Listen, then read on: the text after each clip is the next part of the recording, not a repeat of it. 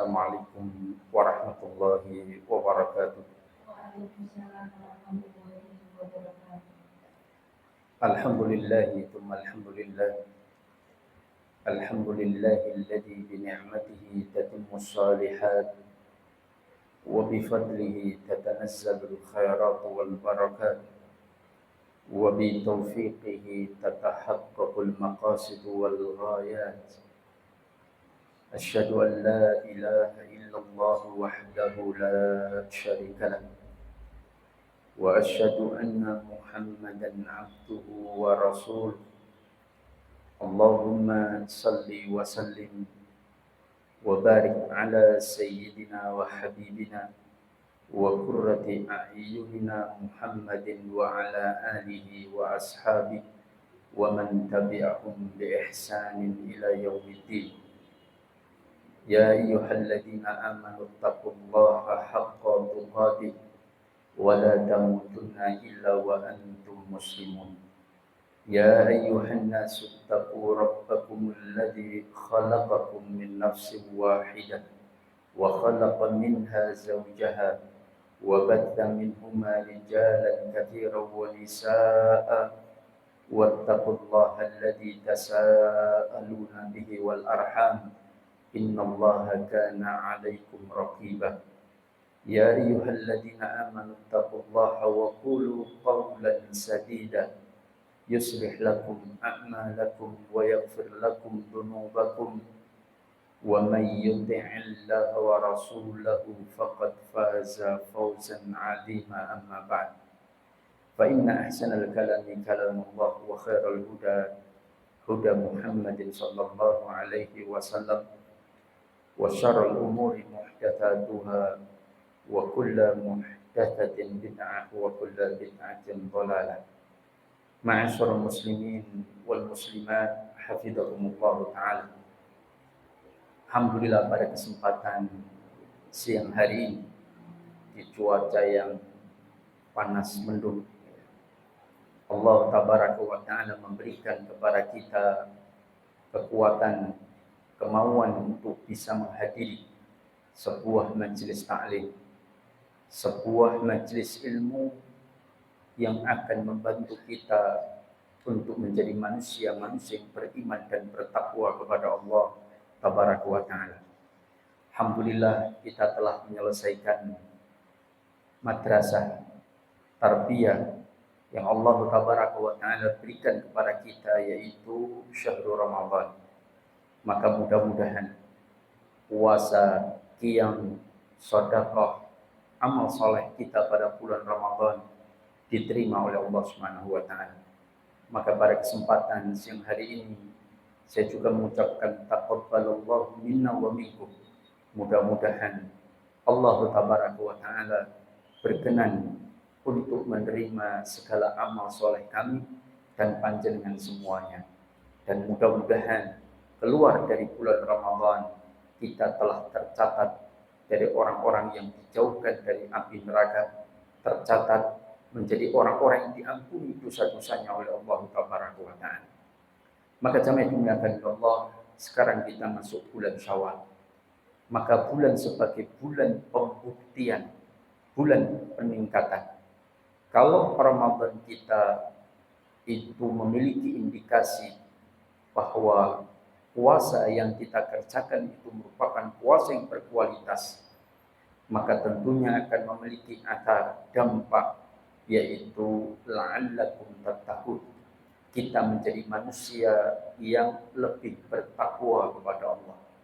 Maka oleh karena itulah mempertahankan istiqomah dalam beramal, baik itu puasa, baik itu qiyamul lail, baik itu amal-amal ibadah yang lain seperti qiraatul Quran, maka ini menjadi bagian pembuktian bahwa Ramadan, 1 bulan penuh lamanya yang kita laksanakan ini, mampu menjadikan kita menjadi manusia yang lebih bertakwa kepada Allah, manusia yang lebih sempurna keimanannya.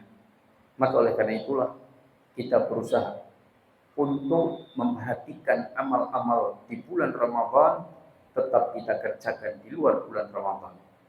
Meskipun tidak sebesar dan sebanyak di bulan Ramadan, tapi paling tidak kita berusaha untuk menjalankan amalan-amalan seperti di bulan Ramadan. Seperti puasa misalnya. Kita bisa laksanakan puasa minimal 3 hari setiap bulannya. Baik itu harinya tidak berurutan. Misalkan tanggal 2 saya puasa, tanggal 17 saya puasa, tanggal 28 saya puasa. Pokoknya 3 hari di bulan yang lain. Artinya 3 hari setiap bulan. Atau dipaskan Senin Kemis. Senin Kemis Senin. Atau Kemis Senin Kemis. Silakan. Juga tidak ada masalah. Atau sebagian ulama lebih menganjurkan dipaskan pada 3 hari di pertengahan. Itu menjadi puasa Ayyamul Bid, yaitu tanggal 13, 14, 15. Kecuali nanti jika tanggal 13 itu pada bulan Dzulhijjah akan menjadi hari yang haram untuk berpuasa. Karena ada hari tasyrik tanggal 11, 12, 13. Maka hari tasyrik tanggal 13 tidak boleh berpuasa, tapi nanti diganti pada tanggal 16. Dan maka jamaah dimuliakan Allah, ini tentang bagaimana kita istiqomahkan diri kita untuk tetap berpuasa minimal 3 hari. Sanggup ibu-ibu? Alhamdulillah. Maka mudah-mudahan panjenengan semuanya diberikan kesempatan untuk bisa masuk dari babu ar-rayyan, pintu puasa, yaitu pintu yang boleh dimasuki oleh orang-orang yang ketika di dunia ahlu siyam, termasuk orang yang senantiasa berpuasa. Ramadan, puasa-puasa sunnah dia kerjakan.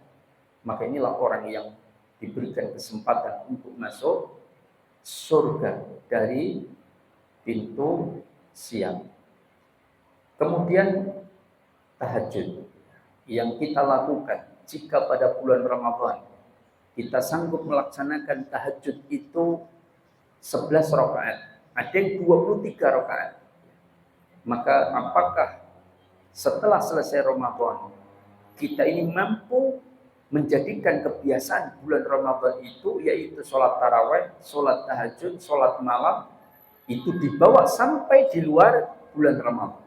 Itu menunjukkan bahwa amal ibadah kita di bulan Ramadan mampu meningkatkan diri kita menjadi manusia yang lebih baik. Sehingga ciri indikasi menjadi manusia yang bertakwa mudah-mudahan kita dapatkan. Maka oleh karena itulah mungkin kita tidak bisa 11 rakaat, ya.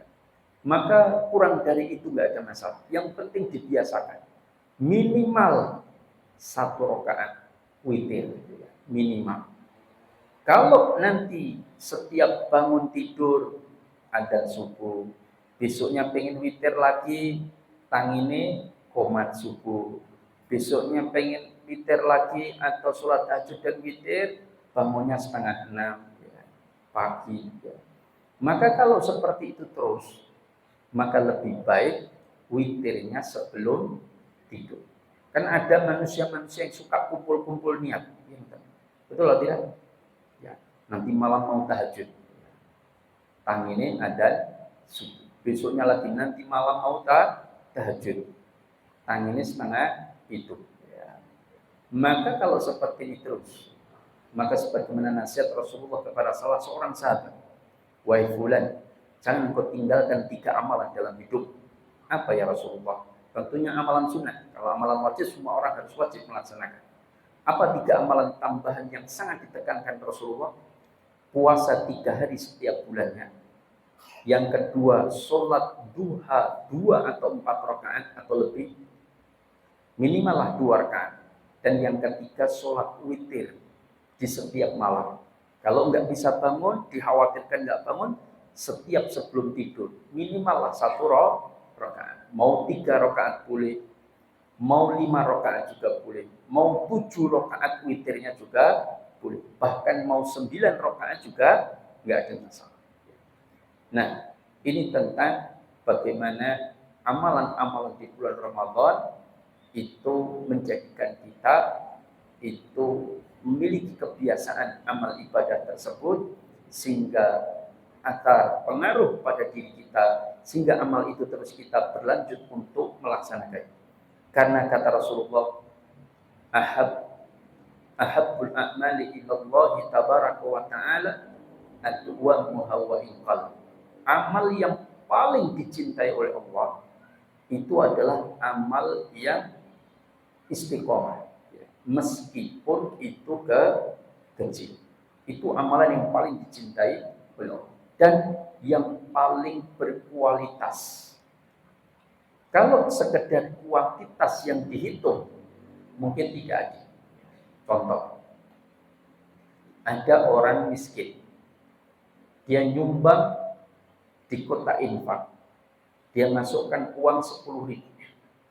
Ada orang kaya, dia masukkan 500.000. Mana yang lebih besar pahala? Sama-sama ikhlas.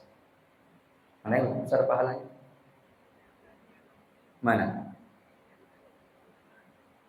Yang miskin atau yang kaya? Sama-sama ikhlas lagi. Kenapa? Iya, karena 10.000 itu dari 50% hartanya. Paham? Karena duitnya yang di dompet itu cuma ada 20.000. Dia niatkan untuk berinfak setengah dari harta yang dia bawa. Tapi orang kaya tadi di tasnya 60 juta. Dia masukkan 500.000, sekian persen. Jauh lebih kecil dari perbandingan harta yang dia. Itulah letak keadilan Allah tabaraka wa ta'ala. Jadi nggak usah khawatir. Duitnya mepet tetap bisa mengalahkan yang duitnya besar. Maka jamaah dimuliakan Allah, ini tentang amal yang berkualitas. Bukankah Allah menyatakan tabarakalladzi biyadihil mulku wa huwa ala kulli syai'in qadir. Alladzi khalaqal mauta wal hayata liyabluwakum ayyukum ahsanu amal. Allah tidak mengatakan aktaru amal, amal yang paling banyak, tapi ahsan, yang paling berkualitas. Itu yang ditekankan. Maka jangan sekedar mengejar kuantitas. Orang dikir, coba jangan perhatikan. Ada orang dikir itu kalau bukan dia hitung dengan jari-jarinya, atau dia hitung dengan tasbihnya, karena dia hitungnya cepat banget. Misalkan gini, ada nggak? Gini. Itu kira-kira gimana bacanya? Subhanallah, gitu kan? Belah, gitu kan? Bagus nggak dikir? Itu nggak jelas, nggak berkualitas. Kenapa? Orang berzikir itu harus mengandung 4 hal. Satu, ucapan, perkataan itu harus diucapkan, jangan cuma dibatin. Yang kedua, menghadirkan kesadaran hati dan pikirannya. Jadi dia ucapkan juga sadar. Karena ada sebagian orang mengucapkan dengan lisan, tapi tidak sadar. Dia baca surah Al-Fatihah ketika sholat subuh, nanti ketika dia baca surah An-Nas, baru sadar, aku mau maca Al-Fatihah kok durung kan. Ada yang begitu? Ada enggak? Ada. Banyak mungkin. Karena tidak menghadirkan kesadaran. Yang ketiga, tadabbur.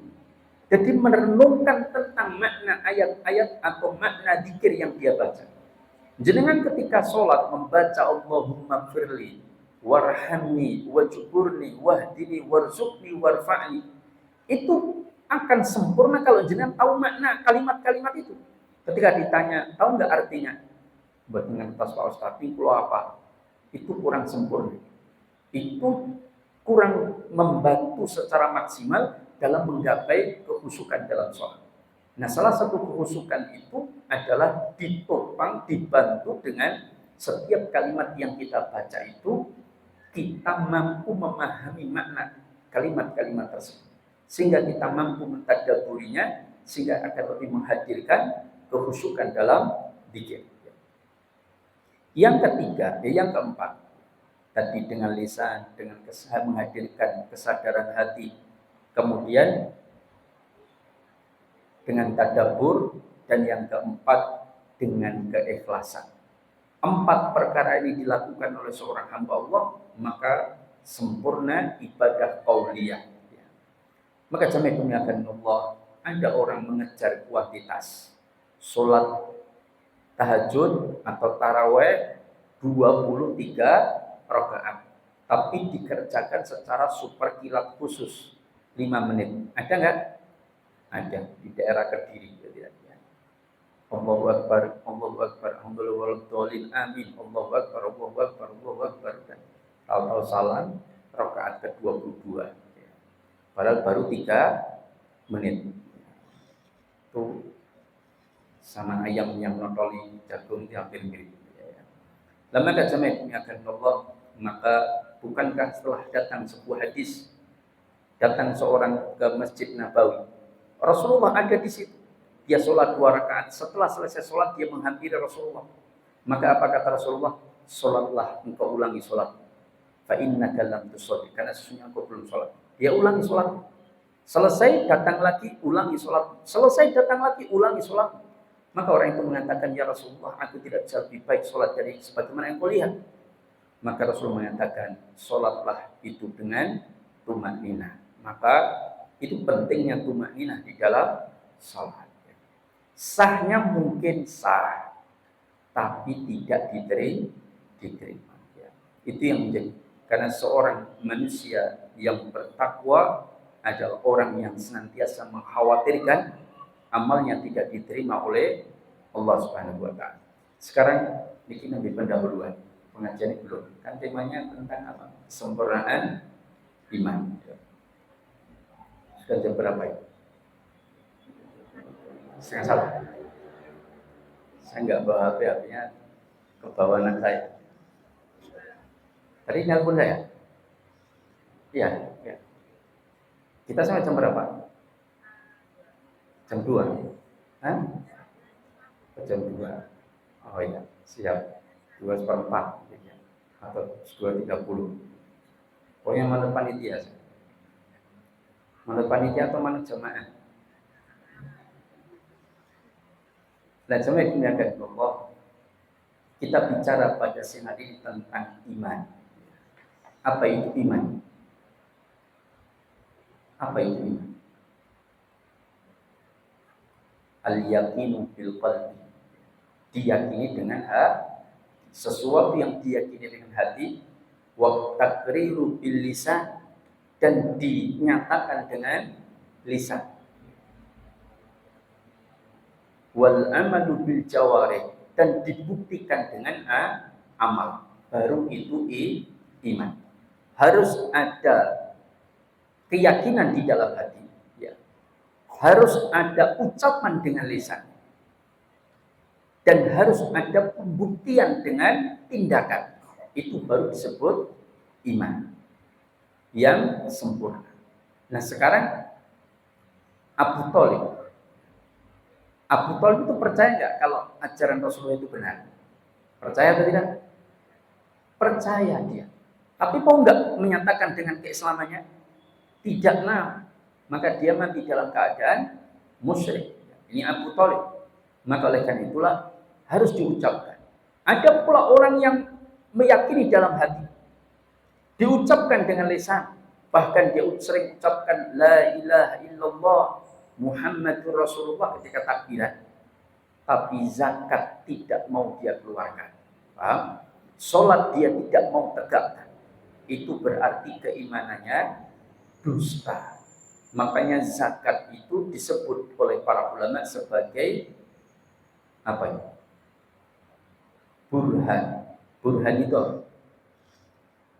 tahu burhan? Siapa yang namanya suaminya burhan? Apa burhan? Bukti, tanda keimanan seseorang. Makanya ketika Ibnu Abbas radhiyallahu taala anhuma menyebutkan tentang ayat Al-Qur'an yang Allah tabaraka wa taala sebutkan tentang kelompok manusia yang menyesal ketika Allah telah mewafatkan diri mereka. Rabbi laula akhartani ila ajalin qarib fa asaddaqa wa aku minas shalihin. Ya Rabb, andaikan engkau tangguhkan umurku sebentar saja, maka saya akan lakukan 2 perkara. Apa itu? Fa asaddaq, saya akan bersedekah, yaitu mengeluarkan zakat. Wa aku minas shalihin, saya akan menjadi orang soleh. Apa maknanya? Saya akan menunaikan ibadah haji. Maka seorang muslim kalau dia meninggal belum melakukan dua perkara ini, yaitu menunaikan zakat dan menunaikan ibadah haji, padahal dia sudah punya kemampuan, tapi dia tidak tunaikan, maka itu akan menjadi penyesalan ketika Allah mewafatkan diri. Dan dia minta rojaat kembali ke dunia. Untuk apa? Untuk remedi. Apa remedi? Her. Apa itu her? Ujian ulang. Tapi tidak ada remedi. Maka oleh karena itulah jamaah dimuliakan Allah, ini tentang iman. Al-yaqinu bil qalbi wa taqriru bil lisan wal amalu bil jawarih. Nah, iman secara terperinci itu disebutkan oleh Rasulullah dalam riwayat Umar bin Khattab radhiyallahu taala anhu. Bainama nahnu julusun 'inda Rasulillah sallallahu alaihi wasallam dzata yaumin ittala 'alaina rajulun syadid bayadid thiyab syadid sawadi sya'ab la yura alaihi atharu safar wa la ya'rifuhu minna ahad hatta jalasa ila nabi sallallahu alaihi wasallam fa asnada rukbatayhi ila rukbatayhi wa wada'a kaffayhi ala fakhidayhi fa qala ya Muhammad akhbirni anil Islam. Ada seorang datang, kata Umar bin Khattab, ketika kami duduk-duduk bersama Rasulullah, tiba-tiba ada orang datang yang orang ini tidak kami kenal. Wala ya'rifuhu minna ahad, kami tidak mengenal, di antara kami enggak ada yang kenal. Dan tidak ada atharus safar, tidak ada bekas tanda-tanda orang itu musafir. Karena kalau orang itu musafir, biasanya sangat jelas apa? Bajunya letak, ya. Bajunya pelikat, bajunya penuh dengan debu, rambutnya kusut, ya. Tapi ini tidak, rambutnya rapi, rambutnya begitu hitam, pakaiannya begitu putih bersih, tapi kami tidak kenal siapa dia. Maka datang kepada Rasulullah, menempelkan dengkul orang tersebut ke dengkulnya Rasulullah SAW. Wa wada'a kaffai ala fakhidai, kemudian dia letakkan kedua telapak tangannya ke pahanya. Pahanya ada yang mengartikan pahanya dia sendiri, yang kedua pahanya Rasulullah. Lalu dia mengucapkan akhbirni anil Islam. Kabarkan kepadaku ya Rasulullah tentang apa itu Islam. Maka Rasulullah pun menjawab, antasyhadu an la ilaha illallah wa anna Muhammadar Rasulullah wa tuqimas shalah wa tu'tiyaz zakat wa tasuma ramadhana wa tahujjal bait man istata'a ilaihi sabila. Itu rukun Islam.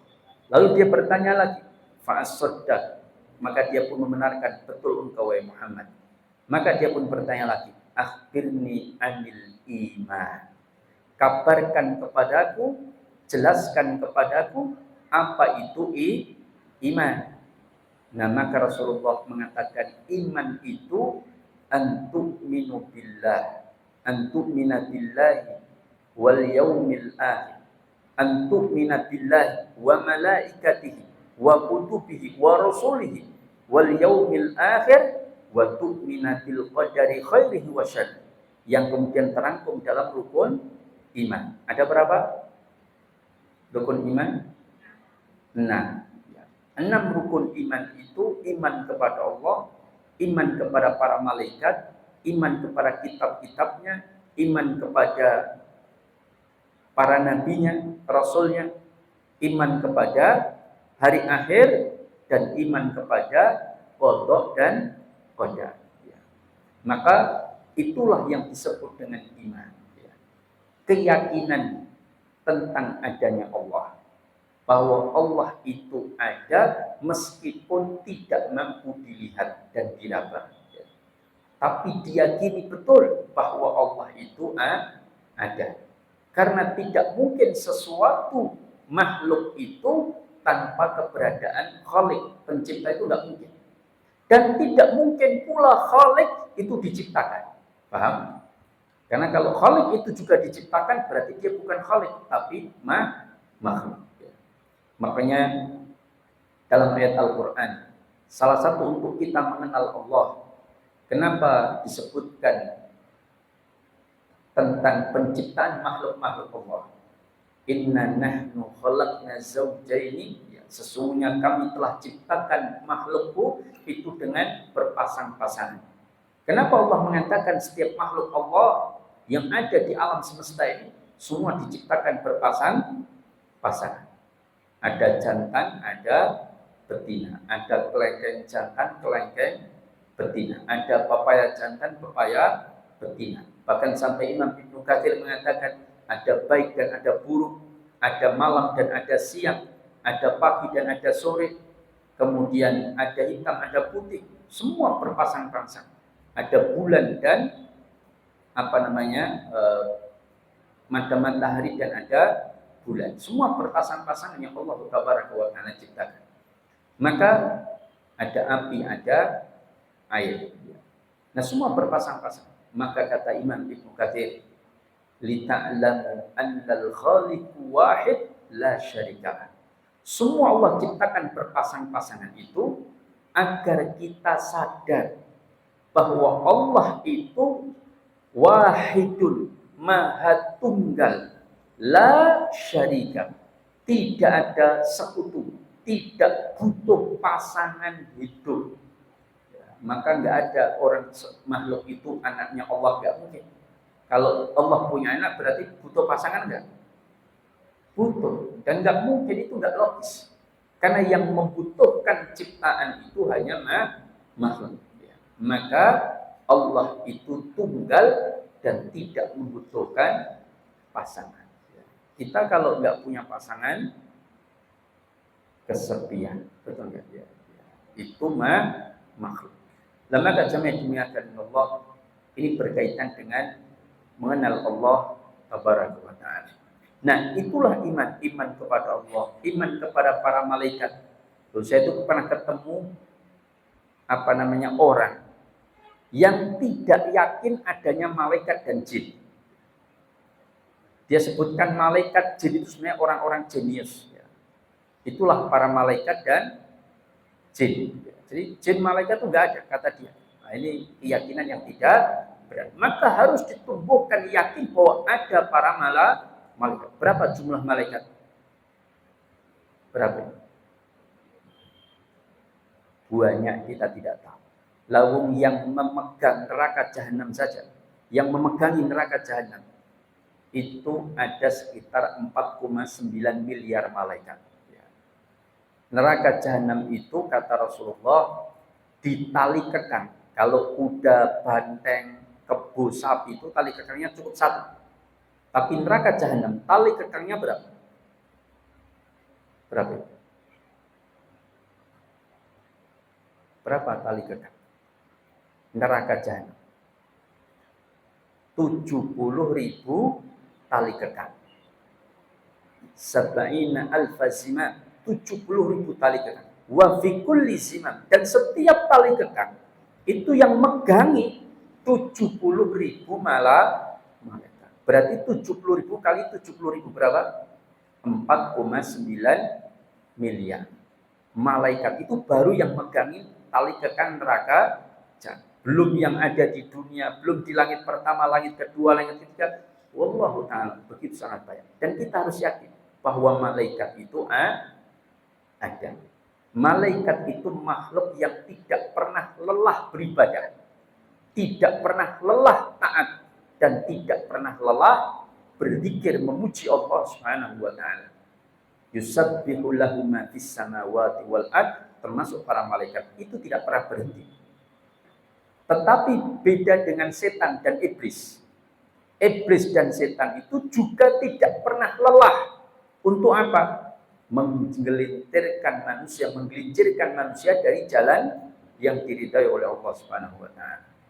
Nah, kalau manusia ini kadang lelah, kadang tidak lelah. Ngaji pun keringan gitu. Lelah apa betul? Kalau dibagi es teh, setuju apa betul? Setuju ya. Nah, jamaah yang Allah, ini tentang keyakinan kita kepada para malaikat, kepada Al-Quran, kepada kitab suci. Ada 4 disebutkan dalam Al-Quran: Zabur, Taurat, Injil, dan Al-Quran. Dan Suhuf Ibrahim wa Musa, lembaran-lembaran yang itu menjadi panduan Nabi Musa dan Nabi Ibrahim alaihi wassalam. Kemudian yakin dengan para nabi. Berapa jumlah nabi? Berapa jumlah nabi? 20. Kalau jumlah rasul, berapa jumlah rasul? Jumlah nabi itu ada yang menyebutkan dalam riwayat sebagaimana pendapat Imam Ahmad kalau tidak salah 24.000 nabi yang diangkat menjadi rasul. Berapa? Berapa itu? 20? Ya, 313. Dalam riwayat disebutkan. Yang dikisahkan dalam Al-Quran hanya sekitar 25 sebagai ahsanul qasas. Ustaz kok enggak diceritakan semuanya toh Pak Ustaz? Lawang lagi selawe rapal-rapal gitu ya. Lagi selawe hatam-hatam apalagi diceritakan 313 rasul. Baru 25 saja sudah enek sing durung hatam. Ya, banyak yang belum hatam. Lembaga jamaah Allah dan seterusnya yakin dengan dari rukun iman yang tadi saya sebutkan. Nah sekarang gimana cara menggapai kesempurnaan iman? Ya. Pertama, mengenal Allah dengan baik. Ya. Salah satu cara untuk menggapai kesempurnaan iman itu adalah dengan mengenal Allah, ma'rifatullah. Mengenal Allah sesuai dengan Al-Quran dan Sunnah. Karena ada kelompok-kelompok tertentu yang mencoba untuk mengenal Allah, ma'rifatullah, tapi jalannya enggak benar. Mengenal Allah dengan bertapa di sungai 7 pengkolan, 7 kelokan. Ada enggak? Ada. Dia pengen mengenal Allah, tapi bertapa di kuburan. Ada nggak? Ada. Ini kita dapatkan. Ada orang pengen mengenal Allah dengan melakukan tirakat-tirakat yang tidak sesuai dengan sunnah Rasulullah SAW. Maka kata para ulama, salah satunya Imam Ibnu Qayyim, tidak ada jalan lain untuk mengenal kepada Allah kecuali dengan Al-Quran dan Sunnah Rasulullah SAW. Karena kalau tidak, ini bisa tergelincirkan ke dalam jalan-jalan setan. Ya. Contoh, kisah ini dikisahkan oleh Syekhul Islam Ibnu Taimiyah ketika menceritakan tentang kisah Syekh Abdul Qadir Al-Jilani. Sebenarnya bukan Al-Jailani, tapi Al-Jilani dari negeri Jilan. Syekh Abdul Qadir Al-Jilani rahimahullah, seorang ulama ahli sunnah. Meskipun beliau sering dikultuskan berlebihan oleh kelompok tertentu dengan tidak benar. Bahkan bukunya disisipkan kalimat-kalimat yang bukan berasal dari Syekh Abdul Qadir Al-Jilani rahimahullah. Nah, beliau ini pernah ketika dalam satu perjalanan tiba-tiba diikuti oleh sebuah cahaya dari balik awan. Nah, ketika cahaya itu kemudian bersuara, ternyata terdengar suara cahaya itu. Ya Syekh Abdul Qadir Al-Jilani, sungguh aku adalah utusan Allah. Maka aku diperintahkan untuk memberikan kabar kepadamu bahwa hari ini engkau telah dibebaskan dari perkara-perkara yang dilarang dan dibebaskan dari semua kewajiban-kewajiban yang melekat pada diri seorang muslim. Artinya rasa sholat rapopo, rasa poso tidak apa-apa. Kemudian mampu itu sebagai air putih saja. Paham? Ada nggak orang seperti itu? Ada, ibu, dan saya ketemu. Ada sebuah keluarga, satu keluarga nggak sholat. Apa alasannya? Ketika ditanya oleh seorang ibu-ibu, Bu, kenapa kok nggak ikut sholat? Dia sampai tersenyum dengan penuh kebanggaan. Ya, nanti saya jelaskan. Saya dengan suami sudah nggak sholat, tapi kami senantiasa sholat. Paham? Kami sudah nggak sholat, tapi senantiasa sholat. Karena bagi kami, sholat itu tidak sekedar gerakan. Sholat itu bagaimana dia ingat kepada Allah. Dan kami sudah mencapai derajat ma'rifat. Bahkan kami sudah mau berusaha untuk mencapai derajat hakikat. Kalau jenengan kan masih syariat, jadi wajib sholat bagi jenengan. Kalau kami tidak, ada nggak? Ada ini. Dan saya mencoba untuk menyadarkan, belum berhasil. Manusia-manusia seperti itu. Kenapa? Dia masuk aliran satu kelompok tertentu yang ternyata diajarkan mengenal Allah dengan cara yang tidak benar. Lalu manusia terbaik yang paling bertakwa di atas muka bumi ini, itu aja masih sholat sampai kakinya bengkak. Ketika sakit berat, beliau sampai tetap berkeinginan untuk bisa sholat berjamaah dengan kaum muslimin di Masjid Nabawi. Sampai Ali bin Abi Thalib dan Abbas radhiyallahu taala anhuma dipanggil untuk memapah beliau, memapah beliau untuk bisa sholat di masjid. Ini Rasulullah SAW. Dan bagaimana bisa orang mencapai derajat, katanya mencapai derajat ma'rifat atau hakikat, sudah boleh nggak sholat? Saya pernah ketemu dekan, sekarang calon rektor, baru dijagokan rektor. Saya kenal baik dengan beliau. Ketika saya diundang makan oleh beliau. Kayak waktu itu di satu grup saya WA, baru di Jogja. Monggo mau kopi darat kita ketemu. Ternyata ada dekan di satu fakultas di Jogja, dia sampaikan, Ustaz saya jemput ya, kita sambil ngobrol cari makan. Oh iya enggak apa-apa. Jemput, kemudian saya diajak ngobrol. Dia cerita, saya itu baru mencoba untuk mengenal satu aliran ini, Ustaz. Dan saya belajar, saya punya kiai, dan kiai saya itu Ustaz, mursyid kami, luar biasa Ustaz. Dia kalau nasihati orang mendem, ikut mendem. Pripun.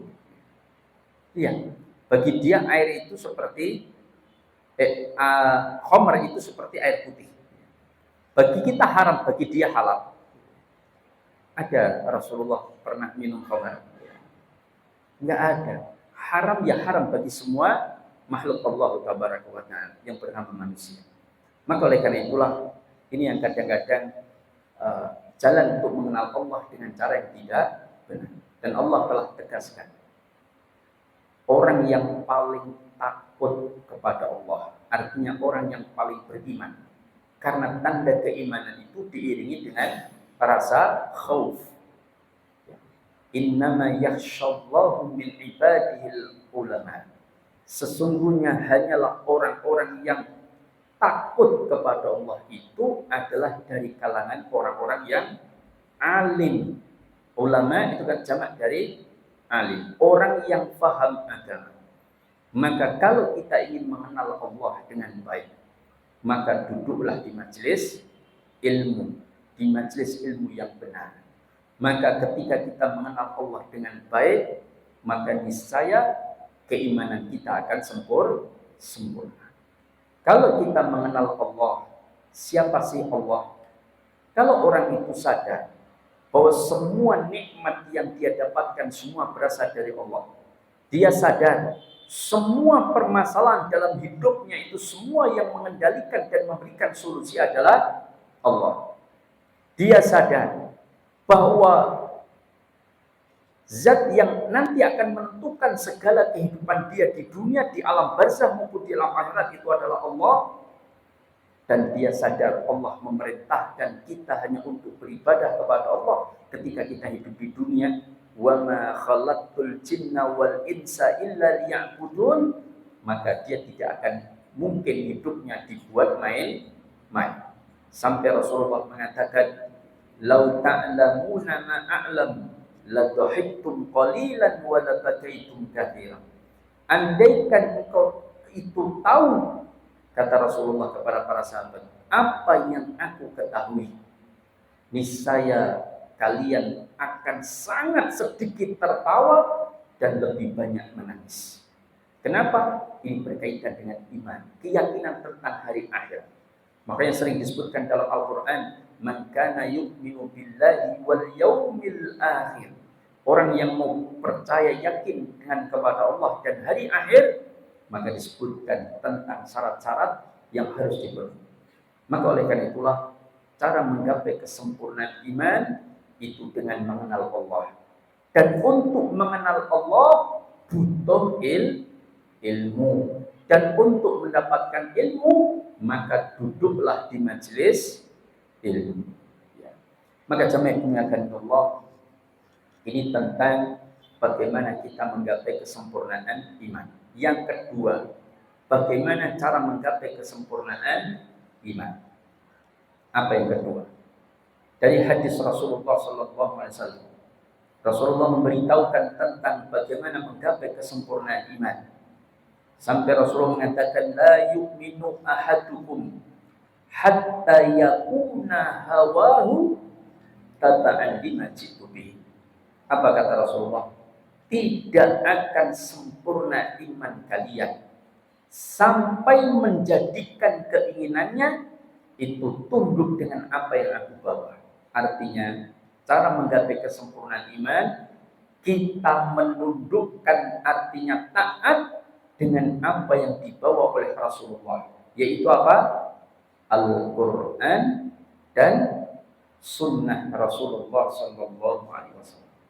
Maka ketundukan, ketaatan kita kepada Allah dan Rasulullah, yaitu kepada Al-Quran dan Sunnah Rasulullah, itu menjadi syarat untuk kita menggapai kesempurnaan iman. Monggo silakan kita kumpul dulu untuk bagi warisan. Ini kita sampaikan bahwa anak laki-laki dengan anak perempuan bagiannya benten. Laki-laki 2 bagian, perempuan 1 bagian. Wah, boten Pak Ustaz, kula boten terima. Wah, itu anak mboke. Masa aku mau ikut setengah? Apa bedanya? Itu sudah tidak emansipasi wanita, bisa. Loh, ini Quran lho sing ngendikan wis pokoke kula mboten purun. Pokoke sing adil niku nggih bagi rata padha kabeh, sama rata sama rasa. Mampu enggak dia akan sempurna keimanannya? Mustahil. Paham? Kenapa? Karena dia tidak mau menundukkan dirinya terhadap Al-Quran dan Sunnah yang hakikatnya dia tunduk taat kepada Allah dan Rasulullah SAW. Bukankah Allah menyatakan dalam Al-Quran, ya ayyuhalladzina amanu, wahai orang-orang yang mengaku beriman. Ya, paham? Mengaku beriman. Apa syarat untuk bagi mereka yang mengaku beriman? Ujiannya, ati Allah wa ati Rasul. Taatlah kalian kepada Allah secara mutlak dan taatlah kalian kepada Rasulullah secara mutlak. Kenapa? Karena Rasulullah tidak akan mungkin kecuali semua yang disampaikan itu sesuai dengan wahyu Allah Tabaraka wa Ta'ala. Wa ma yantiqu 'anil hawa in huwa illa wahyu yuha.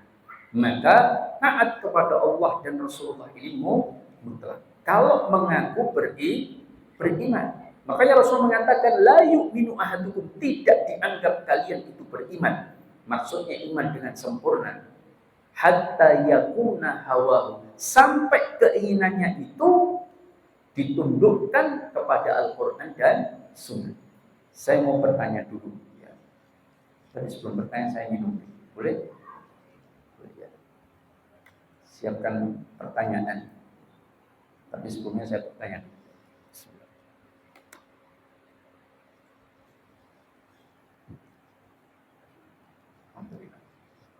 Ada sepasang sejoli baru saja menikah, suami istri, tidak punya apa-apa, rumah ngontrak, yang dipunya cuma sepeda ontel. Terus akhirnya karena lulusan sarjana semua suami istri, akhirnya keduanya kerja. Ketika kerja suaminya karena lulusan universitas terbaik, nilainya cum laude, cerdas, wawasan luas, diterima di perusahaan internasional. Istrinya nggak diterima-terima, ya, karena universitasnya di gang, delik, dan nilainya pas-pasan. Kemudian jadi ibu rumah tangga. Tapi jadi rumah tangga juga menyelesaikan pekerjaan banyak. Urusan rumah tangga, bimbing anak, melahirkan, dan sebagainya. Suaminya kerja di luar, gaji 60 juta per bulan. Cukup nggak kira-kira 60 juta? Cukup nggak? Cukup ya, alhamdulillah. Karena ada yang nggak cukup. Nah, gaji 60 juta akhirnya bisa beli rumah, beli villa, beli mobil, beli kendaraan, beli macam-macam. Istri kerja di dalam, suami kerja di luar. Bekerjalah mereka masing-masing dengan tugas. Nah, satu ketika istrinya mendapati suaminya, mohon maaf, selingkuh dengan mantan pacar ketika reuni. Kan reuni kadang-kadang membawa pelakar. Nah, melakukan perzinahan, kemudian akhirnya mereka ingin menikah. Terjadilah percekcokan. Istri yang tadi bekerja di rumah, membantu urusan suami bekerja di luar, kemudian mereka pisah. Boleh enggak istri ini meminta separuh harta yang didapatkan ketika setelah menikah? Boleh? Boleh enggak ibu? Boleh atau tidak? Lah ya, saya tanya boleh atau tidak? Boleh. Karena istri kerja di dalam. Betul ya? Betul. Sekarang saya pertanyaan yang kedua. Ada sepasang suami istri yang tidak punya apa-apa. Berangkat gelondongan semuanya. Ngontrak, ngekos, akhirnya dia kerja. Tapi ternyata suaminya kerjanya cuma satpam. Gaji 1,8. Tinggal tuku rokok, ya lematu saya bisa. Tinggal 1,2. Sedangkan istrinya gaji 75 juta. Karena cerdas, lulusan kampus terbaik, kemudian bekerja di perusahaan internasional. Yang beli rumah, beli tanah, beli mobil, semuanya istri.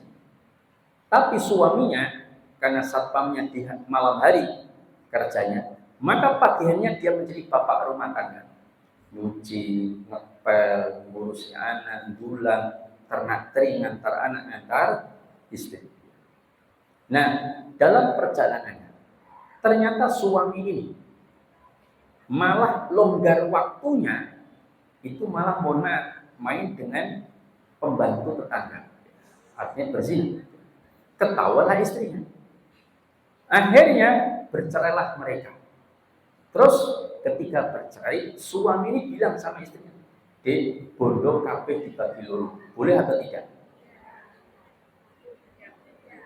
Boleh atau tidak? Tidak. Paham Pak Nggih? Paham. Berarti perasaan jenengan itu lebih didahulukan dari konteks secara hukum. Apa yang didapatkan suami itu milik suami, meskipun sudah menikah. Dan apa yang didapatkan istri itu milik istri. Paham? Kecuali yang sudah diberikan. Kecuali kalau usaha itu memang milik berdua, dijalankan berdua dan disepakati milik berdua, bisa ya dibagi dua. Kalau ternyata modalnya suami yang mengerjakan berdua terus dibagi dengan 20% milik istri, 80% milik suami, cerai ya dibagi 28. Itu adanya begitu. Orang terus pokoknya nggak cerai bagi loro kabeh kan, itu kan nggak bisa. Ya kalau istri saya nyambut gayo, penaan saya lanang. Kalau ternyata saya lanang nyambut gayo, penaan saya perempuan kan. Artinya semua ditakarkan dengan adil. Itulah aturan Islam. Karena maka dalam aturan Islam tidak ada gono gini. Paham? Gono gini itu kan hasil hukum kompilasi. Paham ya? Makanya para ulama banyak menolak gono gini. Gono gini itu kan semua harta yang didapatkan setelah menikah. Paham ya? Enggak perlu tahu siapa yang mendapatkan, pokoknya dibagi berdua. Ya kan enggak adil. Misal ada suami istri. Misal ya, ini ada seorang ibu punya anak laki-laki. Yang kerja itu anaknya. Gajinya 80 juta. Kemudian istrinya cuma di rumah. Diberikan 4 pembantu. Nyuci sendiri, mijeti sendiri, manicure, pedicure sendiri ya. Macam-macam. Istrinya tiap bulan dikasih 15 juta. Terus yang beli rumah, yang beli villa, beli mobil dan sebagainya itu suaminya semua. Terus ternyata istrinya malah selingkuh. Terus istrinya nuntut cerai dan minta separuh hartanya. Jadi sebagai ibunya rela nggak kira-kira? Rela nggak? Kalau tadi nuntut separuh. Maka jemaah yang Allah, artinya saya menyampaikan, tundukkanlah dengan aturan Allah, maka sempurna iman kita. Kalau kita menolak aturan-aturan Allah, bagaimana kita akan menggapai kesempurnaan iman? Sebagaimana sabda Rasulullah, la yu'minu ahadukum hatta yakuna hawahu tata'an lima jitubi. Maka sampai Allah mengatakan, tidak pantas bagi mukmin dan mukminah, idza qadallahu amra, jika Allah telah menetapkan satu perkara hukumnya, dia lebih memilih pilihan yang lain. Bu, niki monggo pakai hukum cara Islam atau cara undang-undang negara. Kalau undang-undang negara kabeh dibagi rata, Bu, sekian adil. Tapi kalau cara Islam adilnya nggih 2/1. Pun kalau pakai hukum negara saja, gen adil bagi rata. Sepakat. Orang seperti ini tidak akan mungkin menggapai kesempurnaan ini, karena dia tidak mau menundukkan kepada aturan Allah Subhanahu wa ta'ala. Maka sampai Rasul mengatakan, kullu ummati yadkhuluna jannah, setiap umatku itu akan dimasukkan ke dalam surga, semua umat Rasul, illa man abah, kecuali yang tidak mau. Siapa di sini yang tidak mau saya kasih hadiah 5 juta? Ada yang tidak mau masuk surga? Angkat jarinya, saya kasih 5 juta, kita doakan bareng-bareng. Gak ada kan? Gak ada. Semua pengen masuk surga. Tapi kenyataan, Rasulullah mengatakan, illa man aba, kecuali yang tidak mau. Maka para sahabat mengatakan, man ya'ba ya Rasulullah, siapa kok ada orang yang tidak mau masuk surga? Apa jawab Rasulullah? Faman ata'ani dakhalal jannah wa man asani faqad aba. Orang kalau mau taat kepadaku, maka dia masuk surga. Tapi kalau dia enggak taat kepadaku, maka dirinya sesungguhnya tidak mau masuk surga. Meskipun cita-cita besarnya di dalam lubuk hatinya itu masuk surga, tapi hakikatnya dia tidak mau masuk surga karena tidak mau taatnya kepada aturan Allah dan Rasulullah SAW. Bu, kalau jenengan blonjo pakai kartu member yang berbayar, niku riba. Ngomong gitu Pak Ustaz? Iya, itu sudah difatwakan oleh para ulama karena kartu membernya berbayar. Tapi kalau kartu membernya gratis, dapat diskon tambahan, boleh. Wah, mau main dadak riba-riba, sepuluh betul percaya, pokoknya ini podo relani bar. Orang-orang nekat seperti ini tidak akan mungkin mencapai kesempurnaan iman, karena tidak mau tunduk dengan aturan Allah Subhanahu wa ta'ala. Bu, niku judi loh, Bu. Loh, judi pun Pak Ustaz. Lah niku iuran doorpressnya dari iuran para peserta semuanya, suruh iuran. Kan saya ini temukan di PKK.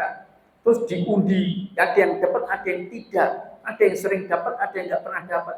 Niku judi. Kalau Pak Ustaz mau dadak titik-titik haram. Ini podoe kelas, yang penting podoe kelas tinggu gayang-gayang kok ora entuk to Pak Ustaz. Ada yang seperti itu? Ada yang nekatnya enggak mau tunduk dengan aturan. Ya sudah, selesai. Orang seperti ini sulit untuk merasakan halawatul ibadah, halawatul iman. Dia sulit untuk merasakan manisnya iman. Nah, coba ingatkan Allah, ini yang kedua. Harus tundukkan diri kita dengan Al-Quran dan Sunnah. Taraktu fikum amrayni lan tadillu ma tamassaktum bihima, kitabullah wa sunnah. Yang ketiga, bagaimana cara mencapai kesempurnaan iman? Pendapat banyak para ulama, ketika kita mampu memiliki 2 sifat dalam diri kita. Apa itu?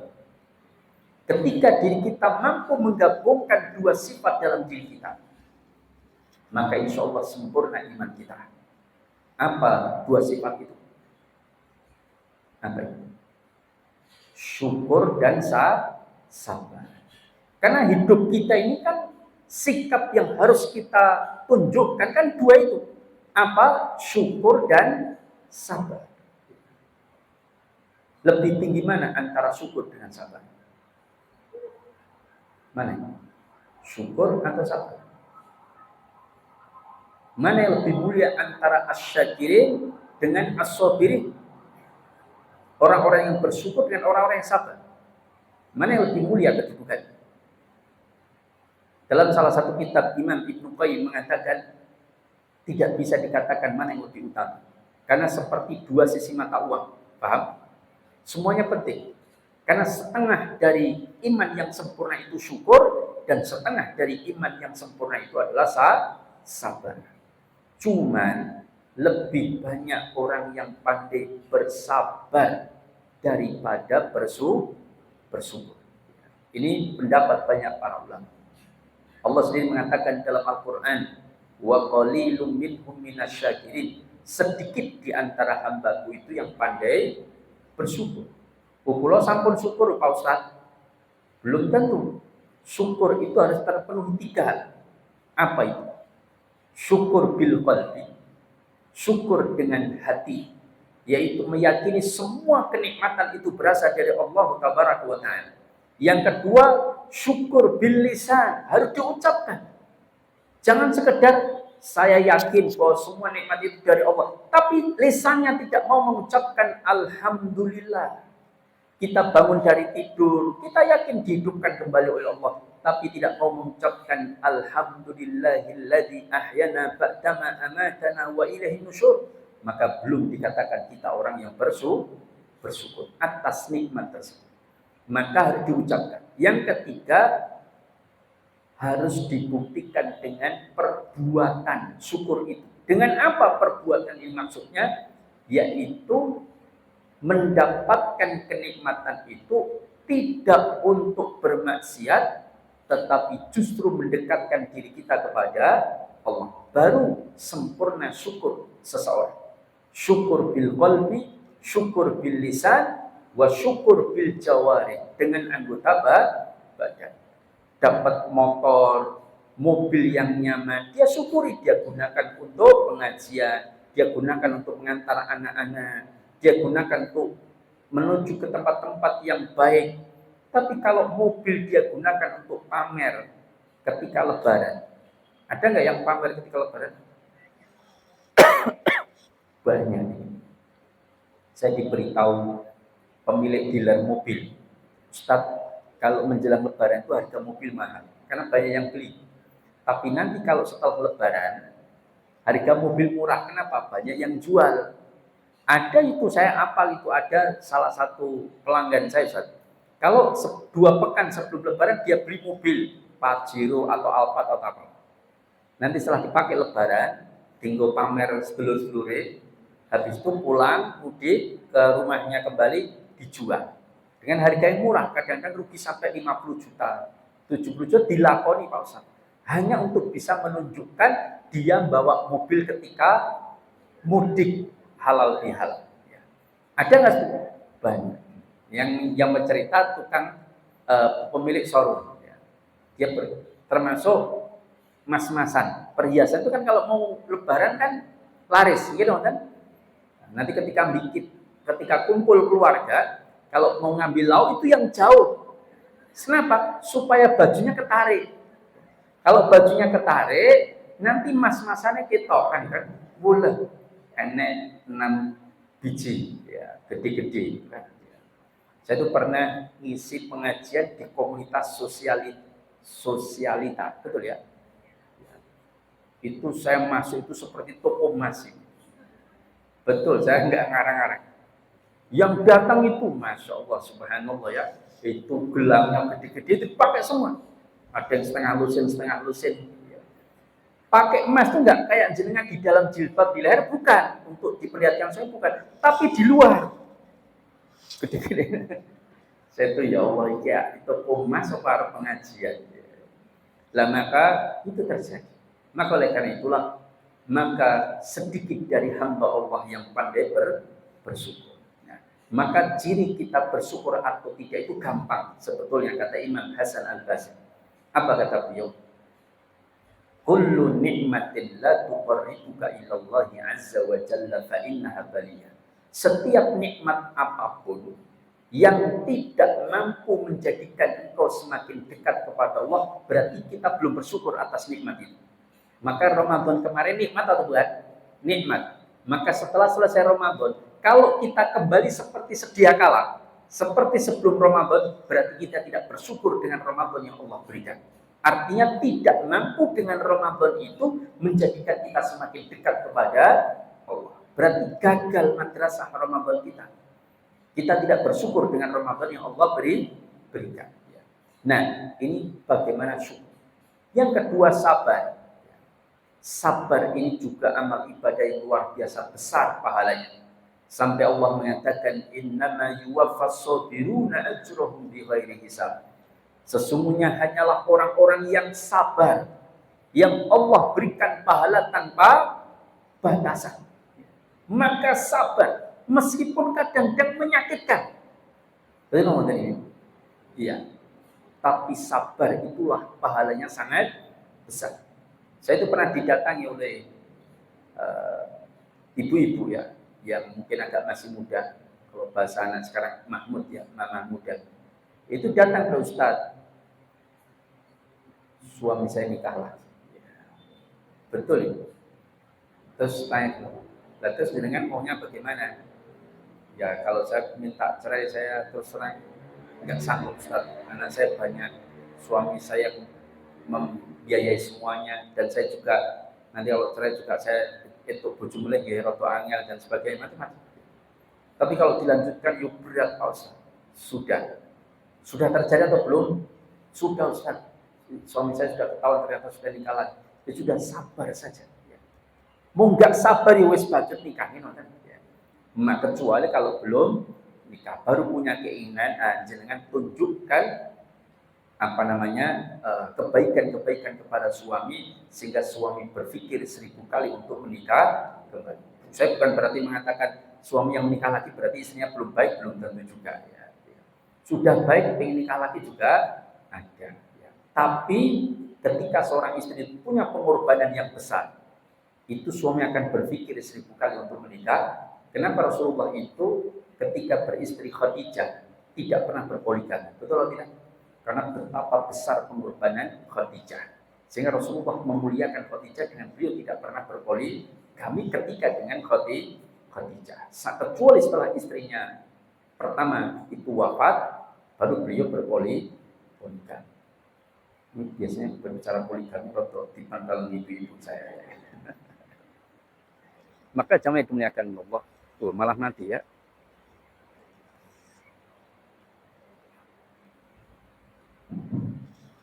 Bicara poligami langsung mati.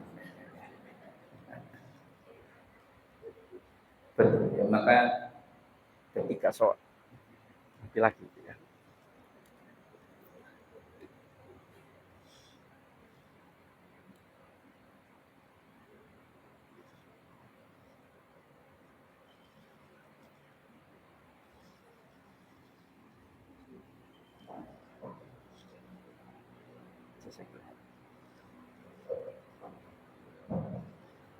Ternyata poligami itu banyak menguras tenaga. Baterai aja langsung habis. Belajar menggunakan Allah. Betul. Jadi kalau istri itu mempersembahkan yang terbaik untuk suami itu akan berpikir banyak kali untuk berpoligami. Nah, artinya sabar. Sabar itu sikap yang terbaik. Maka insya Allah Allah akan memberikan pahala yang besar. Kemudian yang keempat, bagaimana cara menggapai kesempurnaan iman. Ya. Betul, yang keempat ya, yaitu mencintai Allah dan Rasulullah lebih dari siapapun di dunia ini. Mencintai Allah dan Rasulullah lebih dari siapapun. La yu'minu ahadukum hatta apa kata Rasulullah, tidak akan sempurna iman diri kalian ya. Hatta akuna ahabba ilaihi min waladihi wa waladihi, sampai aku, ini kata Rasulullah, lebih dia cintai daripada cintanya kepada orang tuanya dan kepada anak-anak. Artinya baru sempurna iman kita. Sampai ketika Umar ibnu Khattab radhiyallahu taala, ketika ditanya Rasulullah, siapa Umar? orang yang paling kau cintai? Ya Rasulullah, diri saya. Baru engkau ya Rasulullah. Ya.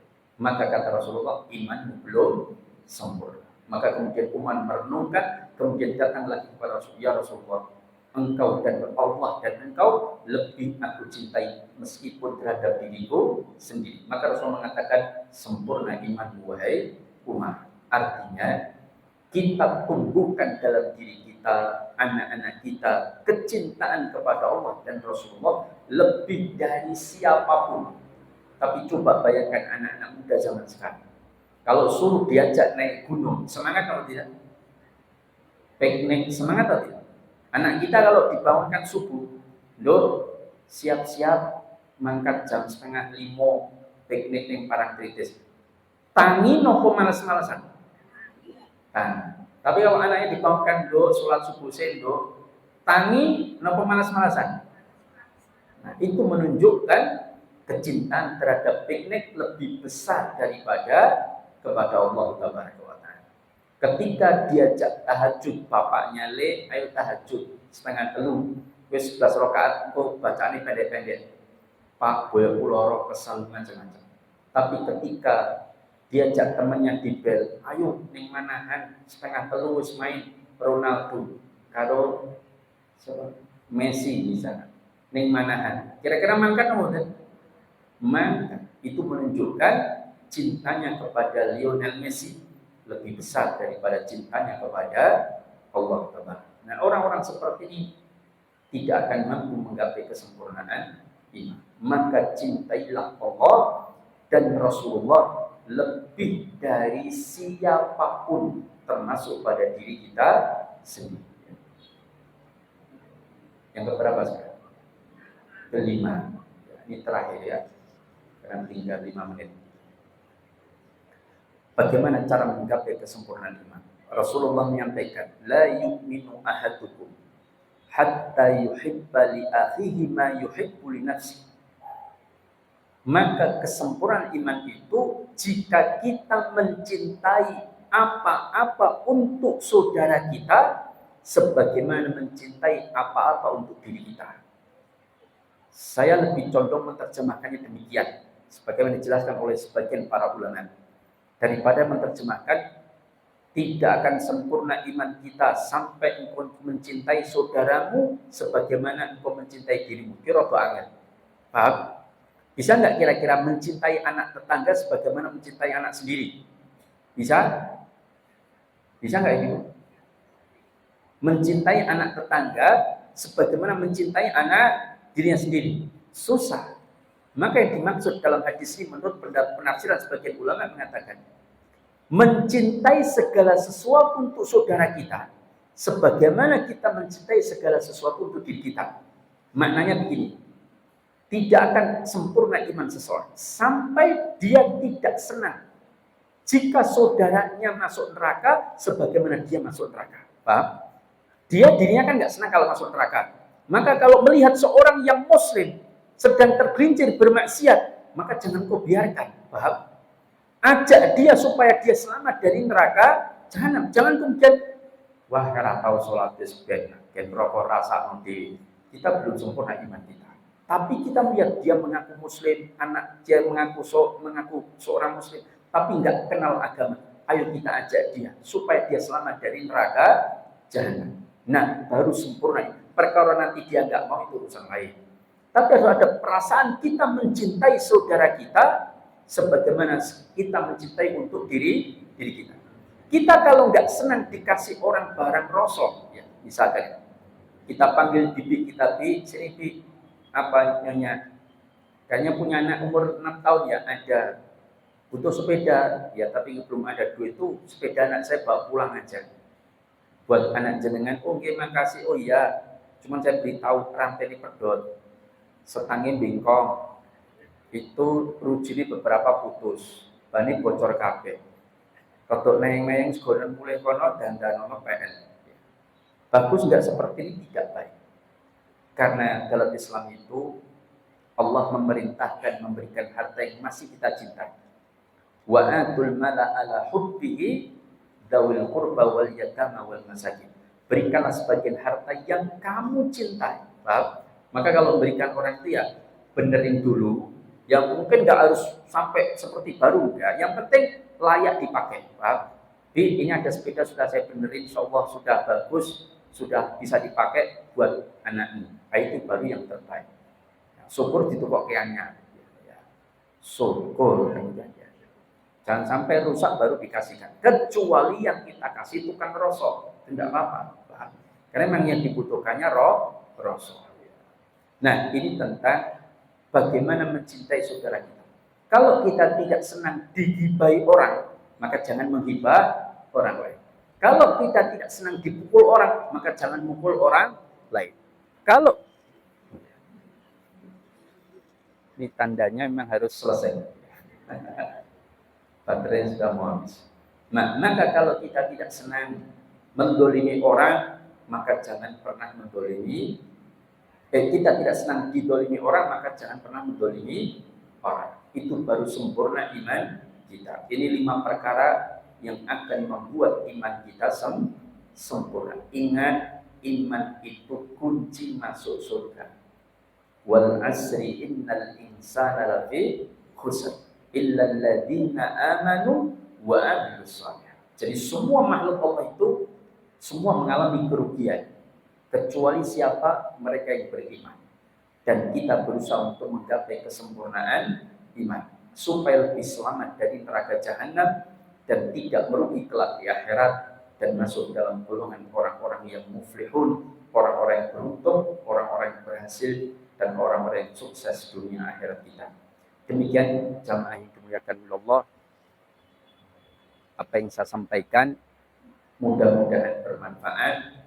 Kalau ada pertanyaan masih ada 2 menit. Ya, kalau mau yang pertanyaan saya persilahkan. Enggak ada, mari kita belanja. Tidak mall kan? Atau kita pulang. Waktu dan tempat saya kembalikan kepada panitia. Aku qouli hadza wa astaghfirullah li wa lakum innahu huwal ghafurur rahim. Assalamualaikum warahmatullahi wabarakatuh. Waalaikumsalam.